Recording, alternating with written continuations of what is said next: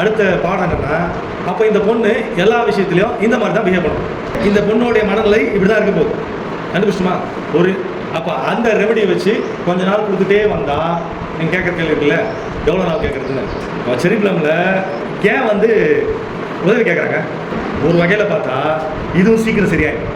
எப்போ சரியாகும்னு கேட்டால் இம்பேஷன்ஸ், சீக்கிரம் சரியாகும்னு கேட்டால் சரி இரு வரேன் அப்படின்னு சொன்னால் அது ஒயில் ரோஸ் காவல் கடத்துது. சில பேர் சொல்லுவாங்க 9:30 கிளம்புனாங்க அப்படின்னா இருவரேன்னா அது ஒயில் ரோஸ். எப்போ வருவ அப்படின்னு கேட்டால் என்ன இருக்குது? இமீடியட். அதே வந்து கத்தி கேட்டால் சரி. அதே கத்தி ஆர்ப்பாட்டம் பண்ணி நிறைய வீட்டில் தெரியல, வீட்டில் ஹஸ்பண்ட் ஒய்ஃபுக்கு பிரச்சனை வர்றது, லேட்டாக கிளம்புறது, ஒய்ஃபு லேட்டாக வருவாங்க அப்படின்னு ஹஸ்பண்டுக்கு மனதில் இருக்குது. அந்த மனதில் இருக்குல்ல, அப்போது அந்த பொண்ணுக்கு இவர் சொன்ன சொல்லுக்கு சில பேர் அப்படியே உட்காந்துட்டு, சில பேர் அடிபட்டு ரத்தம் ஊற்றும் உட்காந்துட்டே பார்த்துருவோம்.